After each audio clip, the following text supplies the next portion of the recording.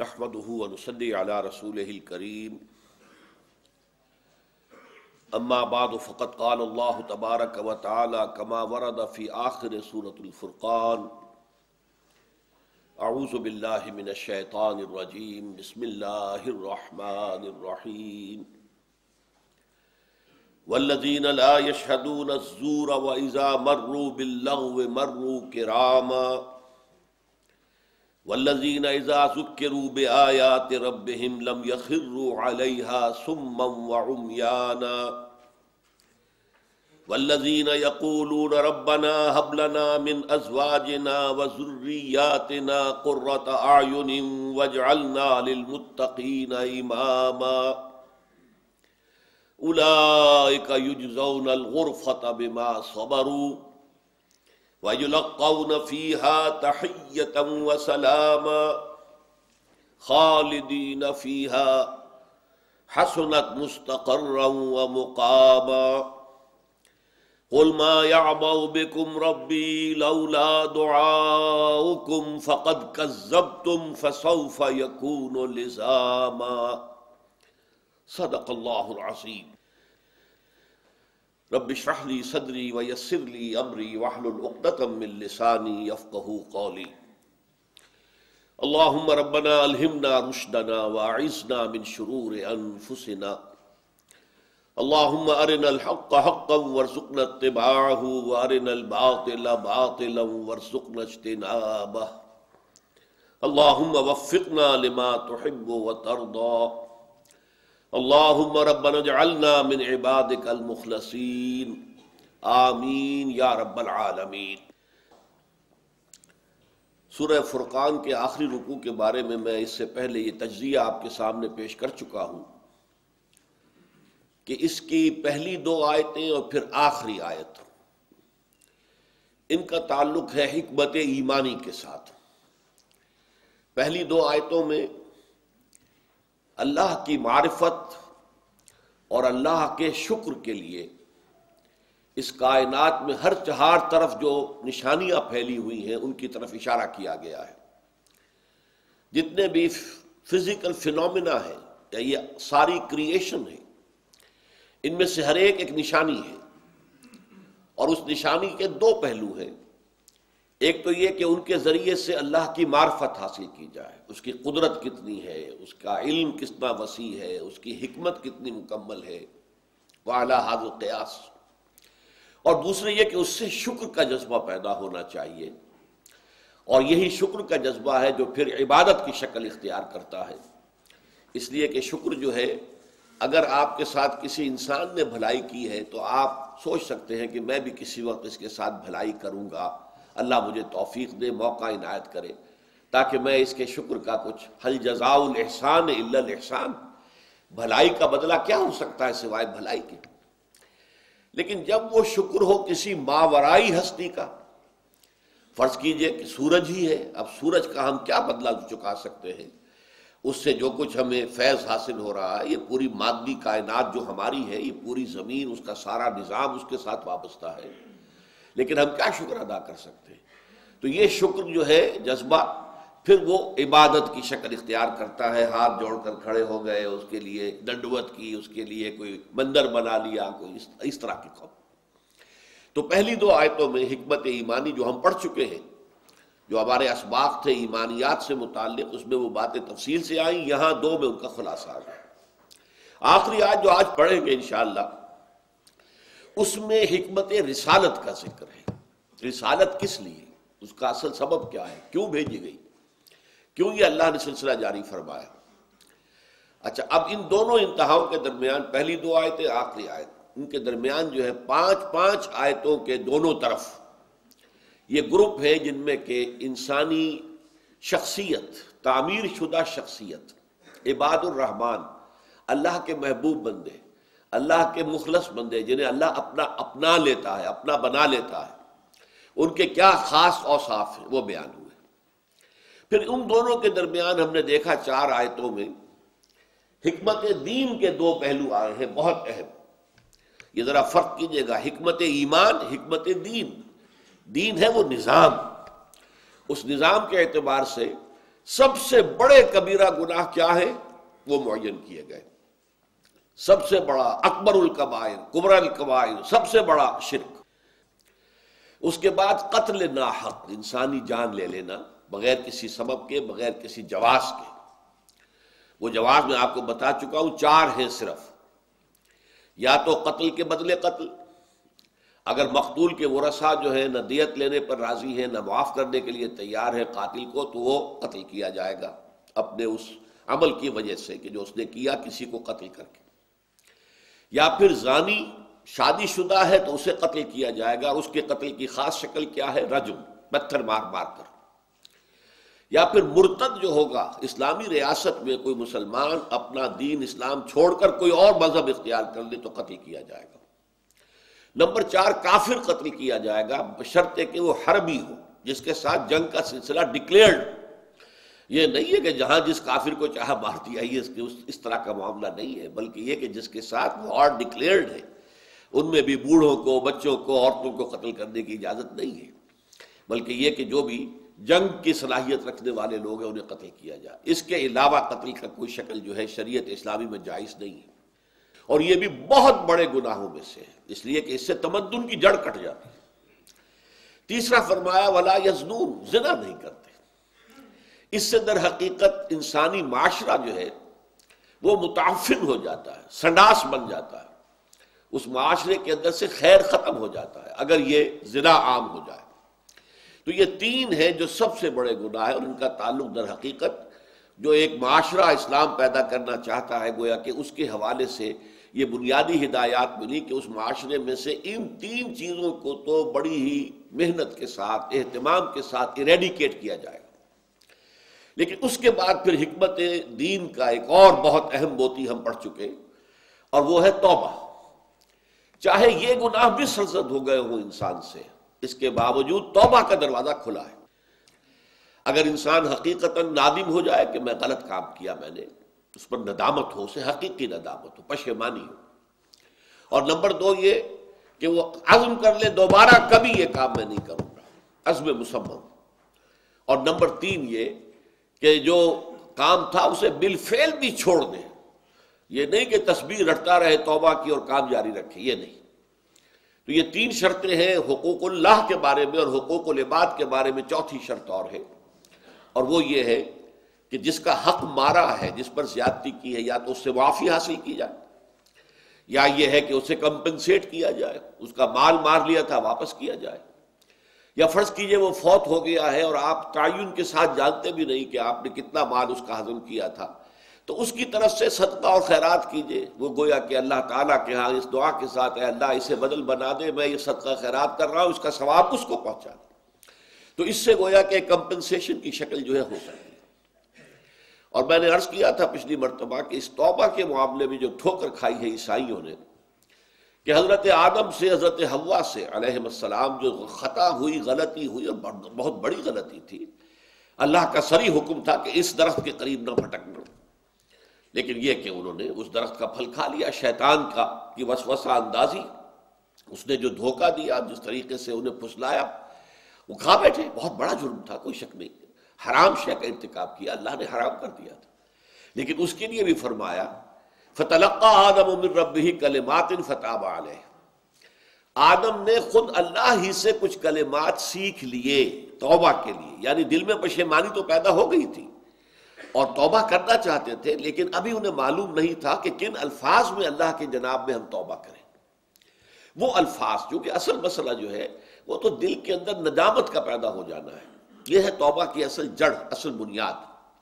یہی وجہ اس موضوع پر علامہ اقبال نے اپنی نوجوانی کے دور میں ایک شعر کہا تھا، جس سے سن کر بڑے بڑے جو اساتذہ تھے، شعراء، وہ پھڑک اٹھے تھے کہ یہ عمر اور یہ شعر، تو معلوم ہوتا ہے کہ تم دنیا میں چمکو گے بہت. وہ شعر کیا تھا؟ موتی سمجھ کے شان کریمی نے چن لیے قطرے جو تھے میرے عرق انفعال کے. انفعال کہتے ہیں شرمندگی. شرمندگی کی وجہ سے میرے پیشانی پر چھوٹے چھوٹے پسینے کے قطرے آ گئے. ہوتا ہے پشیمانی جب ہوتی ہے انسان کو، تو یہ جو پیشانی ہے اس کے اوپر نمی ظاہر ہوتی ہے، اور وہ چھوٹے چھوٹے قطرے تو موتی سمجھ کے شان کریمی نے چن لی ہے. تو میں پچھلی مرتبہ آپ کو حدیث سنا چکا ہوں کہ بندے کی توبہ سے اللہ کو کتنی خوشی ہوتی ہے. اس کا اندازہ ان احادیث سے ہو گیا، ان کو دہرانا میں نہیں چاہتا اس وقت. لیکن میں عرض یہ کر رہا تھا کہ جب حضرت آدم اور حوا دونوں میں وہ ندامت پیدا ہو گئی تو پھر اس توبہ کے لیے کلمات جو ہیں وہ خود اللہ نے سکھا دیے، اور وہ سورہ اعراف میں ہے، ربنا ظلمنا انفسنا وان لم تغفر لنا وترحمنا لنکونن من الخاسرین. پروردگار ہم دونوں نے اپنی جانوں پر ظلم ڈھایا ہے، تیرے حکم کی خلاف ورزی کر کے ہم نے اپنے اوپر زیادتی کی ہے، اور اگر تو نے ہمیں معاف نہ کیا، ہم پر رحم نہ فرمایا تو ہم تو گھاٹے والوں میں سے ہو جائیں گے، خسارہ پانے والوں میں سے، تباہ ہونے والوں میں سے ہو جائیں گے. فتلقى آدم من ربہ کلمات فتاب علیہ. ان کلمات کے ذریعے سے جو اللہ ہی نے تلقین فرمائے انہوں نے توبہ کی، اور اللہ نے ان کی توبہ کو قبول کر لیا. تو اب کوئی جو ہے ایسا نہیں ہے کہ بچہ جو ہے نسل آدم کا وہ اپنے جد امجد آدم اور حوا اور اپنی اماں حوا جو ہے ان کے گناہ کا بوجھ لے کر دنیا میں آتا ہو. نہیں، جو بچہ آتا ہے وہ تو کلین سلیٹ لے کر آتا ہے، صاف اس کی تختی ہے. بلکہ قرآن حدیث میں تو آتا ہے کل مولود یولد علی الفطرہ. ہر بچہ نسل انسانی کا جو پیدا ہوتا ہے وہ فطرت لے کر آتا ہے، خالص فطرت، فطرت اللہ التی فطر الناس علیہا. چاہے نوٹ کر لیجئے، چاہے وہ ولد الزنا ہو، چاہے وہ زنا کے نتیجے میں بچہ پیدا ہو رہا ہے، وہ زنا گناہ ہے تو ماں باپ کا ہے، جو بھی جس نے زنا کیا ہے اس کا جرم ہے، اس بچے کا کوئی جرم نہیں. وہ کوئی گناہ گار نہیں ہے، اس کو آپ نفرت سے نہیں دیکھیں گے. وہ جو ہے کوئی اپنے جو بھی زنا کرنے والے تھے، ماں باپ ہی کا کہوں گا میں اسے، اور کیا کہوں، اگرچہ وہ شادی کے بندھن میں بندھے ہوئے نہیں تھے، لیکن یہ کہ وہ بچہ بالکل اس گناہ سے پاک ہے. اس اعتبار سے یہ تصور ہمارے ہاں جو ہے وہ ذرا کافی مختلف ہے لوگوں کے. لیکن ہر بچہ پیدا ہوتا ہے کلین سلیٹ لے کر، فطرت اللہ التی فطر الناس علیہا، یعنی وہ فطرت انسانی جسے اللہ اپنی طرف منسوب کر رہا ہے، یہ اللہ کی فطرت ہے. اس حوالے سے وہ جو اوریجنل سن ہر بچہ جو یہ اب یہ ساری جو ہے یہ کرسچین جو بھی فلسفی ہے مذہب کا ان کا معاملہ ہے، چونکہ ہر انسان پیدائشی گناہ گار ہے، اس لیے کہ ابا آدم اور اماں حوا نے جو گناہ کیا تھا وہ اس کے اندر آ رہا ہے، لہذا کیا کرے، کیسے اس کو پاک کرے. تو اللہ نے اپنا اکلوتا بیٹا معاذ اللہ ثم معاذ اللہ بھیجا، اور قربانی کا بکرا ان سب کی طرف سے بنا کر اسے سولی پر چڑھوا کر، اور وہ اس کو کفارہ بنا دیا ہے کہ وہ انسان کے گناہوں کا کفارہ ہو جائے. تو یہ ہے بنائے فاسد علی الفاسد. قرآن کہتا کہ وہ تو معاف کر دیا تھا ہم نے، اس کے بعد اس کا کوئی اثر جو ہے نسل انسانی میں نہیں چلتا. تو یہ توبہ کا فلسفہ جو ہے بہت اہم ہے، اور بہت ہمارے دین کے جو بنیادی حکمتیں ہیں اس میں سے بڑی اہمیت کا حامل. اب اس کے بعد پھر یہ آیتیں آ رہی ہیں جس میں وہی اللہ کی محبوب شخصیت بندہ مومن، اس کی شخصیت کی دل آویزی. میں نے یہ شعر آپ کو سنایا تھا پچھلی مرتبہ کہ کہتے ہیں فرشتے کہ دل آویز ہے مومن. مومن کی شخصیت، مومن کی سیرت، مومن کا کردار فرشتوں کو بڑا محبوب ہے. انہیں معلوم ہوتا ہے کہ یہ اپنے نفس امارہ کے ہوتے ہوئے اس نے جو یہ رتبہ حاصل کیا روحانی اعتبار سے، اخلاقی اعتبار سے، شخصیت کی بلندی کے اعتبار سے، تو کہتے ہیں فرشتے کہ دل آویز ہے مومن. حوروں کو شکایت ہے کم آمیز ہے مومن. مومن جو ہے وہ زیادہ بات نہیں کرتا، حوروں کو یہ شکایت ہے. یہ ذرا ایک لطیف طنز کے انداز میں ہے بات. اب وہ جو اوصاف آ رہے ہیں مزید اس میں نوٹ کیجئے. پہلا وصف کیا تھا؟ زمین پر چلتے ہیں آہستگی کے ساتھ، اکڑ کر نہیں، فروتنی، تواضع، عجز، یہ ان کے چال ڈھال سے بھی ظاہر ہوتی. نمبر دو، وہ خامخواہ کسی سے الجھتے نہیں ہیں، بات پہنچاتے ہیں، تبلیغ کی کوشش کرتے ہیں، لیکن اگر محسوس ہو جائے کہ جو مخاطب ہے وہ ضد پر اڑ گیا ہے، وہ بات ماننے کو تیار ہی نہیں، سننے کو تیار نہیں، غور کرنے کو تیار نہیں، تو بحثم بحثی کے اندر وہ نہیں پڑتے. پھر قالو سلاما، خوش اسلوبی کے ساتھ ان سے علیحدہ ہو جاتے. اچھا بھائی، اس وقت آپ کے سمجھ میں میری بات نہیں آ رہی، میری سمجھ میں آپ کی بات نہیں آ رہی ہے، چلیے پھر کسی موقع پر گفتگو کریں گے. تو شائستگی کے ساتھ قالو سلاما، یہ بھی نہیں کہ آپ لٹھ مار کر علیحدہ ہو کہ دوبارہ پھر گفتگو کرنے کا موقع ہی نہ رہے، بلکہ شرافت کے ساتھ، شائستگی کے ساتھ علیحدہ ہو جائیں. نمبر تین، والذین یبیتون لربہم سجدا وقیاما، وہ کہ جو رات گزارتے ہیں اس حال میں کہ کبھی سجدے میں ہے کبھی کھڑے ہیں. میں بتا چکا ہوں کہ اول تو نماز تھی ہی رات کی، اور اس میں 2/3 تک کا معاملہ تھا، تہائی 2/3 آدھی رات۔ ویسے حضور کا معاملہ جو ہے آخری وقت تک یہ رہا ہے کہ رات کو ایسے ہوتا تھا کہ آپ تھوڑی دیر استراحت کی پھر کھڑے ہو گئے، پھر تھوڑی دیر استراحت کی پھر کھڑے ہو گئے، یعنی رات گزرتی ہے اسی طریقے سے اللہ تعالیٰ کے سامنے، وہ آپ سجدہ ریز ہیں یا کھڑے ہوئے ہیں قنوت کی شکل میں۔ چوتھی بات کیا تھی کہ اس مرتبے کو پہنچ جانے کے باوجود وہ اللہ تعالیٰ کے خوف سے، محاسبہ اخروی کے خوف سے آزاد نہیں ہوتے۔ ربنا اصرف عنا عذاب جہنم ان عذابها کان غراما انها ساءت مستقرا ومقاما، اس لیے کہ وہ خوف برقرار رہتا ہے، جو میں آپ کو بتا چکا ہوں کہ حضرت عمر تک یہ کہہ رہے ہیں انتقال کے وقت کہ خدا کی قسم اگر برابر سرابر پر چھوٹ گیا تو بہت بڑی کامیابی ہے۔ اس لیے کہ محاسبہ اخروی کے بارے میں جب حضور نے یہ فرما دیا کہ کوئی شخص محض اپنے اعمال کی بنیاد پر جنت میں داخل نہیں ہو سکے گا تو تاب دیگرہ چہ رسد، جب تک کہ رحمت خداوندی دستگیری نہ فرمائے۔ اور جب کہ کسی نے پوچھ لیا کہ کیا آپ بھی فرمایا، ہاں میں بھی، الا یتغمدنی ربی برحمتہ، اگر میرا پروردگار مجھے اپنی رحمت سے ڈھانپ نہیں لے گا تو اس وقت تک میں بھی جنت میں داخل نہیں ہو سکوں گا، پھر اور کسی کا معاملہ کیا ہوگا۔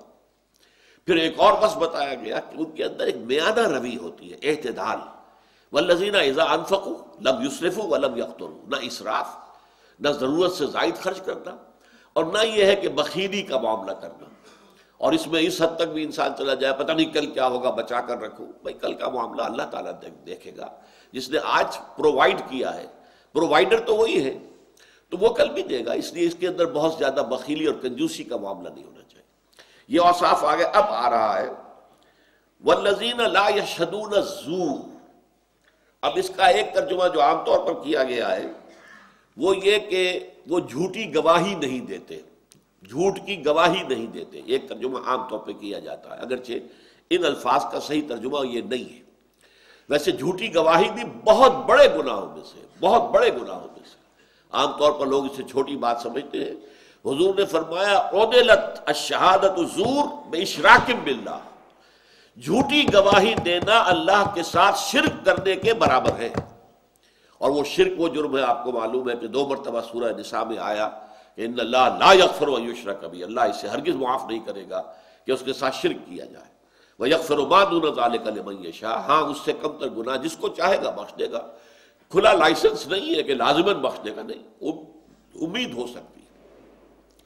لیکن اصل مفہوم یہاں کیا ہے، وہ جھوٹ پر اپنی موجودگی بھی گوارا نہیں کرتے، شہدہ یشہد موجودگی، اس لیے کہ یہاں بالزور نہیں ہے کہ وہ گواہی نہیں دیتے جھوٹ کی، بلکہ لا یشہدون الزورا، جھوٹ پر اپنی موجودگی گوارا نہیں کرتے، یعنی جھوٹ کے کسی کام میں شامل نہیں ہوتے، غلط کام کے موقع پر اپنا وہاں موجود ہونا بھی انہیں گوارا نہیں۔ ان کے اندر حق کی اتنی حمیت ہے، اتنی غیرت حق ہے کہ جہاں کوئی ایسا معاملہ ہو رہا وہاں اپنا وجود، اپنا وہاں پہ اپنی موجودگی جو ہے وہ بھی ان کو گوارا نہیں۔ والذین لا یشہدون الزور، یہ بالکل ایسے ہی ہے جیسے کہ ہم نے جو بنیادی اوصاف تھے تعبیر سیرت کے لیے، اس میں جب آیا تھا کہ والذین هم للزکاۃ فاعلون، اب ایک زکوٰۃ کے لیے لفظ آتا ہے قرآن میں ایتاء الزکاۃ، وہ تو ہے اصل میں وہ نظام جو زکوٰۃ کا بنا ہے بعد میں، وہ تو مدینے میں آ کر بنا ہے نا، تو مدینے میں آ کر یہ نصاب ہے، جس کے پاس 7 تولے سونا ہے، جس کے پاس 52 تولے چاندی ہے، وہ صاحب نصاب ہو گیا، اب اس میں سے وہ زکوٰۃ دے گا۔ جو صاحب نصاب نہیں ہے وہ زکوٰۃ وصول کر سکتا ہے، لیکن یہ کہ شروع میں جب کہ ابھی کوئی نصاب تھا ہی نہیں، ابھی زکوٰۃ کی فرضیت آئی نہیں تھی، تو فعل الزکوٰۃ کیا ہے، مسلسل تزکیہ کرتے رہنا۔ آدمی کے پاس ایک روٹی ہے تو یہ ظاہر بات ہے کہ اس کے اوپر زکوٰۃ تو عائد نہیں ہوتی نا، لیکن وہ اس ایک روٹی میں سے بھی آدھی روٹی کسی دوسرے کو دے دیتا ہے، تو یہ بہت اونچا کام ہے، بہت بڑا کام ہے، بہت اعلیٰ کام ہے۔ تو یہ تزکیے کے لیے، اپنے نفس کے تزکیے کے لیے، اپنے نفس کو رذائل سے بچانے کے لیے مسلسل خرچ کرنا، مسلسل خرچ کرنا، یہ ہے فعل زکوٰۃ۔ والذین هم للزکاۃ فاعلون، ایتاء زکوٰۃ اور ہے اور فعل زکوٰۃ اور ہے۔ اسی طریقے سے جھوٹ کی گواہی دینا تو بہت بڑی بات ہے، بہت دور کی بات ہے، جھوٹ پر اپنی موجودگی بھی گوارا نہیں کرتے۔ وَإِذَا مَرُّوا بِاللَّغْوِ مَرُّوا كِرَامًا، اور جب ان کا گزر ہو جاتا ہے کسی لغو کام پر تو باعزت طور پر گزر جاتے ہیں، اس میں ملوث نہیں ہوتے۔ اب یہاں بھی تقابل کیجئے، اس لیے کہ سورہ مومنون میں آیا تھا والذین هم عن اللغو معرضون، وہ لوگ کہ جو لغو سے اعراض کرتے ہیں، بالارادہ لغو کی طرف کبھی متوجہ نہیں ہوتے، نہیں جاتے۔ یہاں اس سے اگلی بات کہی جا رہی ہے، اگر اتفاقاً گزر ہو جائے لغو چیز کے اوپر، آپ نے راستے میں جا رہے تھے، وہاں دیکھا کہ ایک مداری جو ہے ڈگڈگی بجا کر لوگوں کو جمع کر رہا ہے، آپ بھی کھڑے ہو گئے، آپ نے وقت ضائع کیا وہاں اپنا، یہ مرو باللغو ہے، لغو کام کے پاس سے گزرنا ہے، لیکن اس میں وہ اپنے دامن کو بچا کر گزر جاتے ہیں، اس میں ملوث نہیں ہوتے، اس میں دلچسپی نہیں لیتے۔ اور لغو کیا ہے یہ بھی نوٹ کر لیجئے، لغو جو ہے گناہ کو نہیں کہتے، معصیت کو نہیں کہتے۔ لغو وہ شے ہے جو گناہ تو نہیں ہے، معصیت نہیں ہے، لیکن اس سے کوئی آپ کی دنیاوی ضرورت یا اخروی ثواب متعلق نہیں ہے۔ تو یہ وقت ہمارے پاس جو ہے یہ بہت قیمتی شے ہے، اسی وقت سے ہمیں اپنی عاقبت بنانی ہے، اسی کے ذریعے سے جنت حاصل کرنی ہے، اسی میں کچھ کریں گے۔ یہ وقت جو ہے الوقت سیف قاطع، یہ تو کاٹنے والی تلوار ہے، یہی وقت ہمیں ہلاک بھی کر دیتا ہے، یہی وقت ہے جو اس کی قدر جانتے ہیں۔ اب یا تو اس میں اللہ کا بیٹھ کر ذکر کیا جائے، کوئی قرآن مجید کی تلاوت کی جائے، کچھ اور کیا جائے اگر کوئی اور کام اس وقت آپ کے پاس نہیں ہے، یا پھر دنیاوی ضرورت ہے، آپ کے معاش کی ضرورت ہے، اس میں صرف کیجیے۔ لیکن یہ پیس ٹائم کا جو تصور ہے، ایسے ہی وقت گزاری کرنا، وقت جو ہے آم کلنگ ٹائم، میں وقت جو اس کو قتل کر رہا ہوں، بس یہ کہ وقت گزاری کے لیے میں یہ کام کر رہا ہوں، نہیں، قطعاً نہیں۔ اور کہیں اتفاقاً گزر ہو جائے، اب جیسے تاش کھیلنا ہے، یہ لغو ہے، اسے آپ حرام نہیں کہہ سکتے، لغو شے ہے، اس سے نہ آپ کی کوئی ضرورت پوری ہوئی دنیاوی اور نہ یہ اخروی ثواب کا ذریعہ بنے گا۔ تو وہ لوگ کہ جو خود تو ارادہ کر کے لغو میں شرکت کرنا تو بہت دور کی بات ہے، اس کا تو سوال ہی نہیں، اتفاقاً گزر جائیں، وَإِذَا مَرُّوا بِاللَّغْوِ مَرُّوا كِرَامًا، وہ اپنے دامن کو بچا کر دامن سمیٹتے ہوئے گزر جاتے ہیں، اس میں ملوث نہیں ہوتے، ادھر متوجہ نہیں ہوتے۔ وَالَّذِينَ إِذَا ذُكِّرُوا بِآيَاتِ رَبِّهِمْ لَمْ يَخِرُّوا عَلَيْهَا صُمًّا وَعُمْيَانًا، اور وہ لوگ کہ جب انہیں ان کے رب کے آیات کے ذریعے سے تذکیر کرائی جاتی ہے، یاد دہانی کرائی جاتی ہے، یہ بھی وہی فلسفہ ایمان کی بات ہے، تذکیر، یاد دہانی، یہ قرآن کی آیات، یہ بھی آیات ہیں، اور یہ سورج اور چاند اور یہ رات اور دن، یہ بھی آیات ہیں، آیات آفاقیہ، آیات انفسیہ، آیات قرآنیہ، یہ تین آیات ہیں۔ لیکن جب اللہ کی آیات، اللہ کے کلام کے ذریعے سے انہیں تذکیر کی جائے، لم یخروا علیہا صما وعمیانا، تو نہیں گر پڑتے وہ اس پر بہرے اور اندھے ہو کر۔ یہ اصل میں آیت جو ہے اس کے دو رخ ہیں، جیسے تلوار ہوتی ہے دو رخی، ایک تلوار وہ ہے کہ جس میں ایک طرف دھار ہے، ایک دو دھاری تلوار ہوتی ہے، ادھر بھی دھار ادھر بھی دھار۔ اس آیت کے دو مفہوم ہیں، ایک تو یہ کہ یہ ان کافروں پر تعریض کر رہی ہے جو قرآن مجید جب حضور سناتے تھے تو غور نہیں کرتے تھے، اس کو سمجھنے کی کوشش نہیں کرتے تھے، بلکہ اندھے بہرے ہو کر اس کی مخالفت پر ڈٹ جاتے تھے، کہ فکری چست کرتے تھے، کیا ہے جی ہم بھی کہہ سکتے ہیں یہ بات، ہم چاہیں تو ایسا کلام ہم بھی پیش کر سکتے ہیں، یہ انہوں نے کسی سے ڈکٹیشن لے لی ہے اور آ گئے ہم پر دھونس جمانے کے لیے کہ یہ اللہ کا کلام ہے جو مجھ پر نازل ہوا ہے۔ یہ اندھے بہرے ہو کر گر پڑنا مخالفت میں۔ لیکن دوسری تلوار کا اس کا جو دھار، دوسری دھار ہے وہ کیا ہے؟ اللہ تعالیٰ چاہتا ہے کہ اہل ایمان بھی آیات قرآنیہ پر تدبر کریں۔ افلا یتدبرون القرآن، یہ نہیں ہے کہ قرآن مجید کو سرسری سی کتاب سمجھ کر پڑھ لیا جائے، وہ بھی مفید ہے بشرطے کہ سمجھ کر پڑھ رہے ہو۔ بے سمجھے پڑھنے میں بھی ثواب تو ہو جائے گا کہ آپ نے وقت لگایا ہے، آپ نے اس کے اندر جو ہے اپنی اسی وقت میں آپ کچھ اور کام بھی کر سکتے تھے دنیاوی، لیکن آپ نے بیٹھ کر تلاوت کی ہے تو آپ کا جو وقت لگا ہے اس کی اللہ تعالیٰ قیمت آپ کو دے گا، ثواب ملے گا۔ لیکن وہ اصل مقصد نہیں ہے قرآن کا، اصل مقصد تو پورا ہوگا آپ اسے سمجھیں، اور سمجھنے کے بھی لیول ہیں۔ جو میرا جو کتاب ہے مسلمانوں پر قرآن مجید کے حقوق، اس میں میں نے کہ اس کو سمجھنا جیسے کہ سمجھنے کا حق ہے، اس کے دو مراتب قائم کیے، ایک تذکر بالقرآن، ایک تدبر قرآن، قرآن کے ذریعے سے یاد دہانی حاصل کر لینا، حقائق ایمانی جو ہماری روح کے اندر پیوست ہیں ان کے اوپر ذہول کا پردہ پڑ گیا ہے، بھول کا، نسیان کا پردہ پڑ گیا ہے، اس پر توجہ نہیں ہے، ہم دنیا کے اندر گم ہو کر رہ گئے۔ تو یہ آیات جو ہے، آیات آفاقی، آیات انفسی، آیات قرآنی خاص طور پر، یہ در حقیقت اس ذہول کے پردوں کو ہٹا کر اور ہمارے اندر سے وہ ایمان کی شمع کو برآمد کرتے ہیں۔ لیکن جب انہیں یہ دی جاتی ہے تو وہ تدبر کرتے ہیں، غور و فکر کرتے ہیں۔ یہ تدبر قرآن جو ہے، وَتَدَبَّرُوا فِيهِ لَعَلَّكُمْ تُفْلِحُونَ، ایک حدیث بڑی پیاری ہے، یا اہل القرآن، اے قرآن والو لا تتوسط القرآن، قرآن کو صرف اپنا تکیہ نہ بنا لینا۔ اب تکیے کے اندر دو مفہوم آ گئے، تکیہ جو ہے پیٹھ کے پیچھے ہوتا ہے، آدمی بیٹھتا ہے تکیہ لگا ہوا ہے، یا تکیہ وہ ہے کہ جس پر جو ہے انسان کوئی اپنے ذہن کے اندر ذہنی طور پر کچھ رکھتا ہے کہ اس سے ہمیں کچھ حاصل ہو جائے گا، میں قرآن والا ہوں، ہم حامل قرآن ہیں۔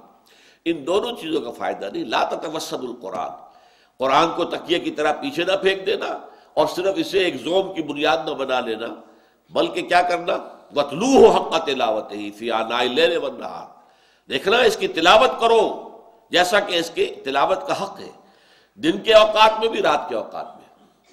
پھر یہ کہ وَتَغَنَّوْهُ، اسے پڑھو خوش آوازی کے ساتھ، خوش دھانی کے ساتھ، اچھے انداز میں پڑھو۔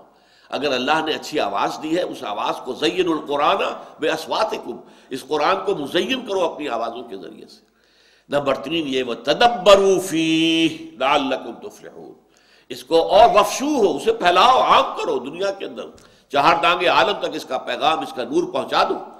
وَتَدَبَّرُوا فِيهِ، اس پر تدبر کرو، غور و فکر کرو اس کی گہرائیوں میں، جو اقبال کہتا ہے کہ قرآن میں ہو غوطہ زن اے مرد مسلمان۔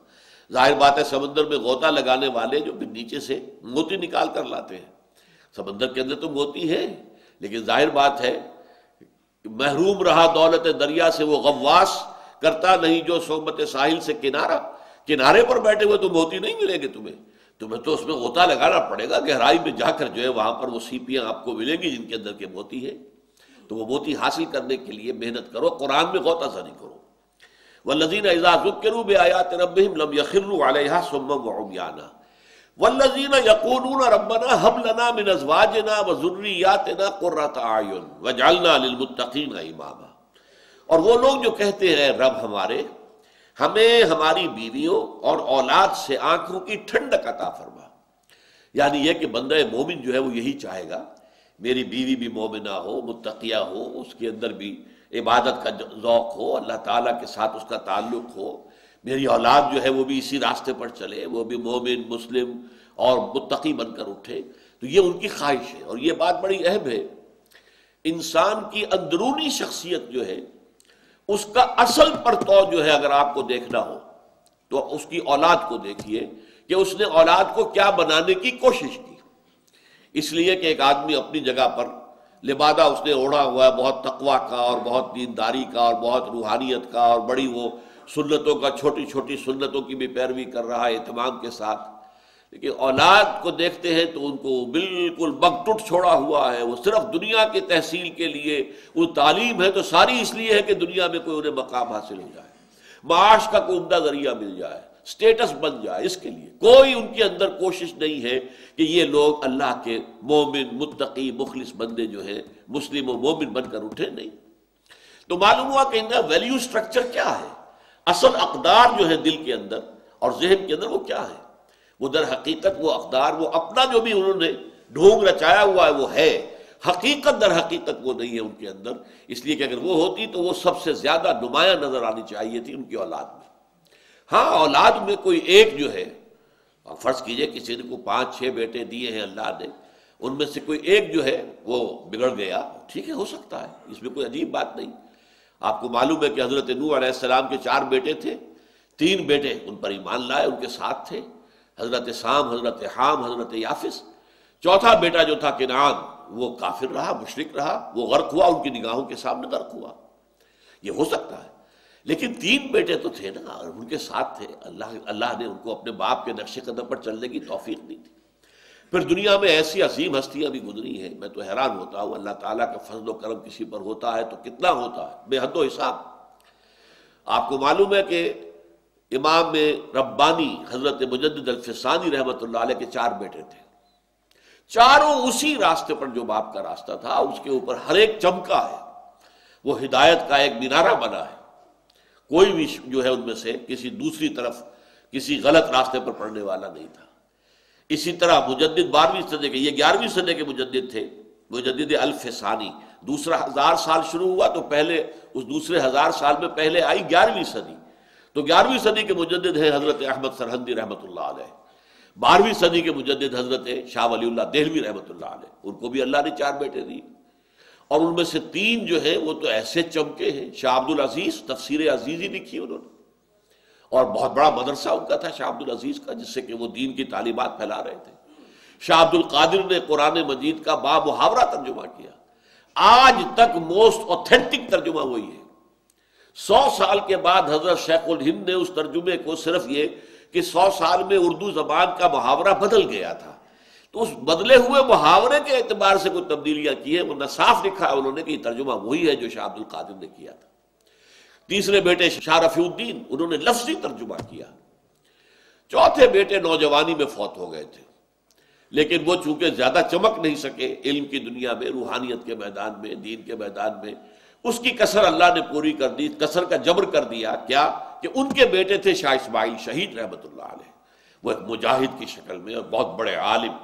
تو یہ گھرانہ ہے. تو یہ ہے در حقیقت اندرونی شخصیت کا ظہور، کہ اگر کسی کے اندر آپ جھانکنا چاہیں تو اس کی اولاد کو دیکھیے. یہ ہے در حقیقت اس کا باطن. والذین یقولون ربنا ھب لنا من ازواجنا وذریاتنا قرۃ اعین واجعلنا للمتقین اماما، اور ہمیں متقیوں کا امام بنا. اب اس کا بھی ایک عام ترجمہ یہ کر دیا جاتا گویا کہ یہ امامت طلب کر رہے ہیں. امامت کی طلب نہیں ہے یہاں، یہ نیچرلی ہم جن کے امام ہیں، باپ کے پیچھے بیٹے آ رہے ہیں نا، تو بیٹوں کا امام ہے باپ.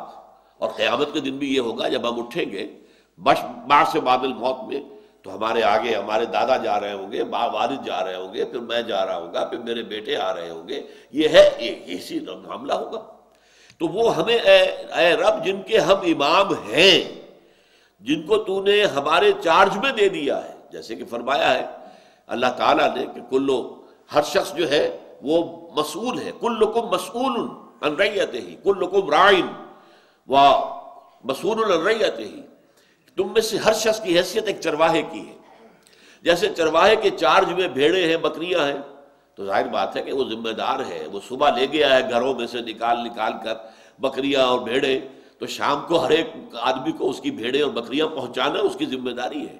بھیڑ اگر کہیں گم ہو گئی ہے تو ظاہر بات ہے کہ وہ مسئول ہوگا، کہاں گئی بھیڑ میری. اسی طریقے سے اللہ تعالیٰ نے ہر انسان کو بنایا ہے چرواہا. اللہ نے اس کو دیے ہیں بیٹے، دیے ہیں بیٹیاں دی ہیں. ان کو کس طرح اٹھاتا ہے، وہ کیسی تربیت کرتا ہے، ان کی اسے تعلیم کیسی دیتا ہے، ان کے سامنے کون سے راستے کھولتا ہے. یہ مضمون آگے چل کر سورہ تحریم میں آئے گا جو ہمارا اگلا سبق ہے. فرمایا گیا کہ یا ایھا الذین آمنوا قوا انفسکم واہلیکم نارا، بچاؤ اپنے اہل و عیال کو آگ سے. تو جب قیامت میں کھڑے ہوں ہم اور چل رہے ہوں، تو ہمارے پیچھے بھی جو آ رہے ہیں وہ متقی ہو، اللہ کے بندے ہو، اللہ کے دین کے خادم چلے آ رہے ہوں. یہ نہ ہو کہ ہم آگے چل رہے ہیں، ہمارے پیچھے جو آ رہے ہیں وہ فاسق و فاجر ہیں، انہوں نے بہت غلط جو ہے کام دنیا میں کیے. تو وجعلنا للمتقین اماما، ہمیں متقیوں کا امام بنا.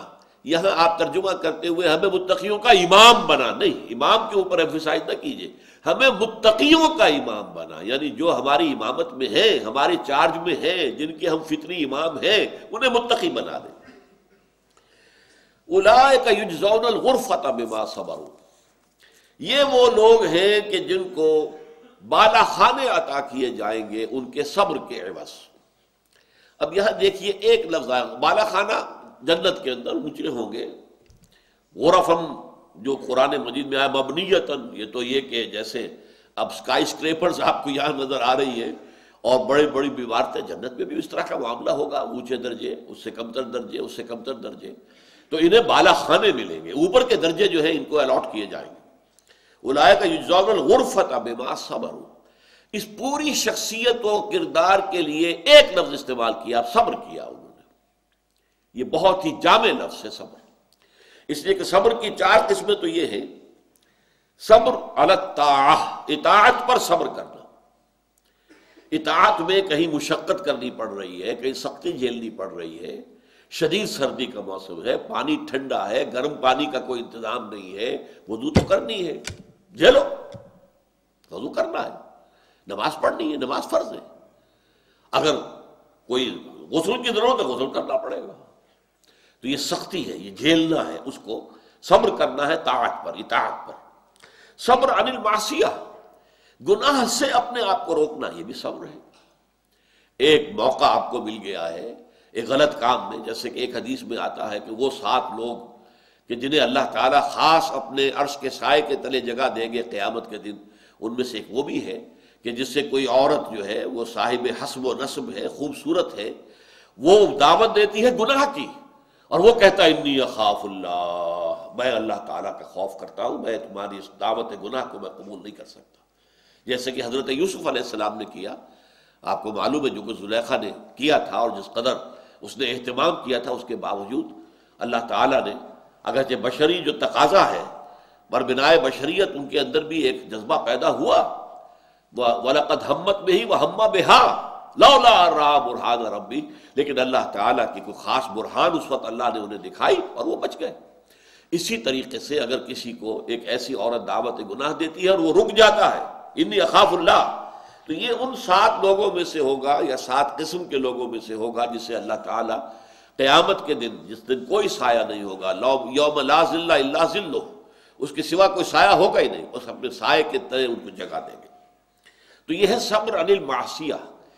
کوئی سرکاری ملازم ہے، اسے رشوت پیش کی جا رہی ہے، ہو سکتا ہے کہ اس وقت کیفیت بھی ایسی ہو کہ کوئی بہت اہم کام رکا ہوا، پیسہ نہیں ہے، تو اس وقت کتنی ٹیمپٹیشن ہوگی کہ آ رہا ہے لے لو پیسہ، لیکن نہیں، رک جانا، تھام لینا۔ صبر کے معنی اپنے آپ کو روک لینا، تھام لینا۔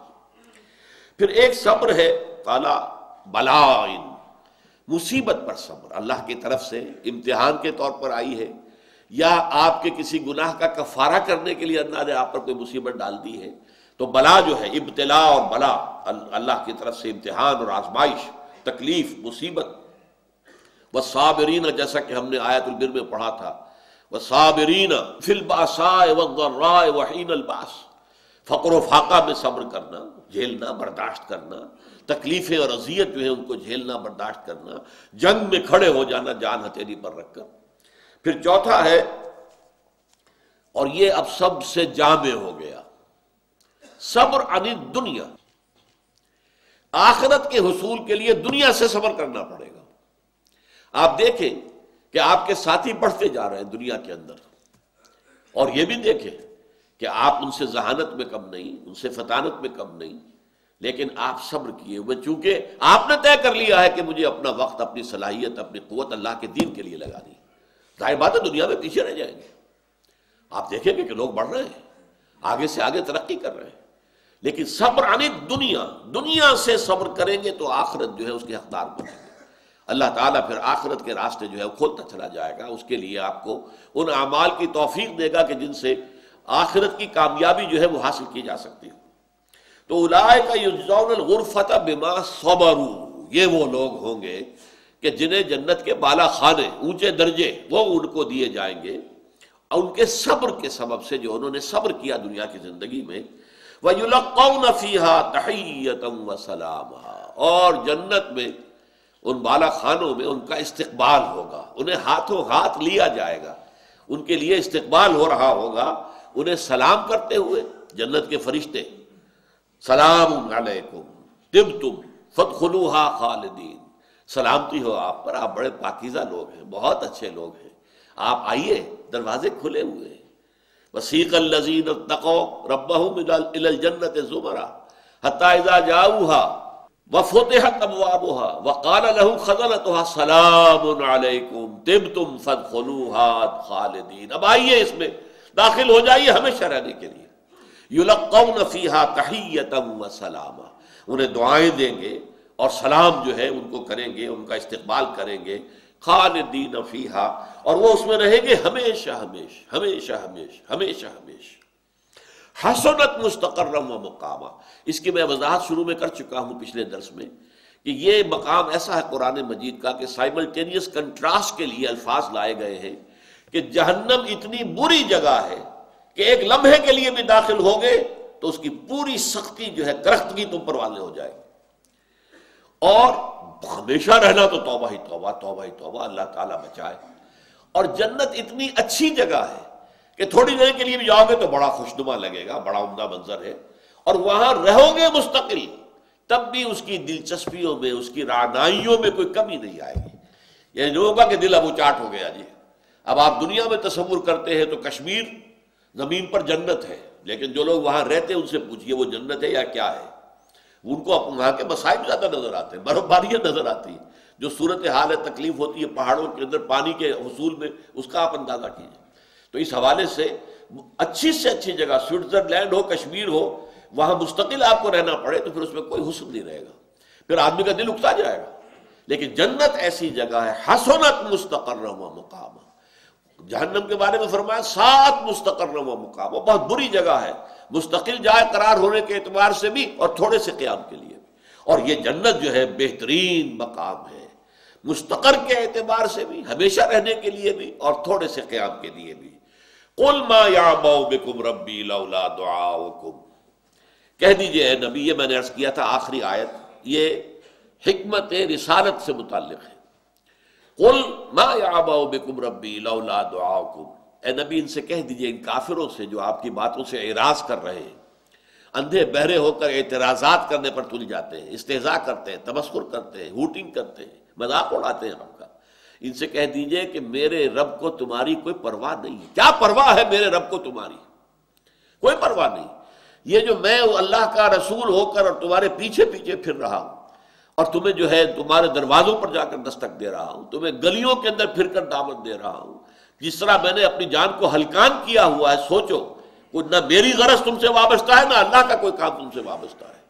لولا دعاؤکم، اگر نہ ہوتا تمہیں دعوت دینا مقصود نہ ہوتا، اس لیے کہ اللہ نے سنت یہ بنا لی ہے کہ کسی قوم پر عذاب ہلاکت، عذاب استیصال نازل نہیں کرتا جب تک کہ اللہ اپنا رسول بھیج کر اتمام حجت نہ کر دے۔ جیسے کہ سورہ بنی اسرائیل میں فرمایا وَمَا كُنَّا مُعَذِّبِينَ حَتَّى نَبْعَثَ رَسُولًا، جب تک کہ رسول کو ہم بھیج نہ دیں، اور وہ رسول جو ہے اپنی دعوت کے ذریعے سے، تبلیغ کے ذریعے سے، اپنی پرسنل ایگزامپل کے ذریعے سے، جب تک کہ حق کو واضح نہ کر دے، مبرہن نہ کر دے کہ بالکل وہ حق نظر آ جائے انسان کو آنکھوں سے، تو اس کے بعد بھی اگر اڑے رہے کفر پر اور غلط روش پر، تو پھر وہ اس کے مستحق ہے کہ انہیں ملیا میٹ کر دیا جائے، غرق کر دیا جائے، تباہ و برباد کر دیا جائے، نسیم منسیہ کر دیا جائے۔ جیسے کوڑا کرکٹ جو ہوتا ہے، آپ دیکھتے ہیں لانس کے اندر یا باغات کے اندر، چمن میں ادھر ادھر جو ہے ٹوٹے ہوئے جو پتے پڑے ہیں، کچھ اور ہے، جھاڑ جھنکاڑ ہے، آپ اس کو صاف کرتے ہیں علیحدہ کر کے اور آگ لگا دیتے ہیں ان کو، اس لیے کہ یہ تو بدنمائی ہے اس لان کی اور اس چمن کی اور اس باغ کی۔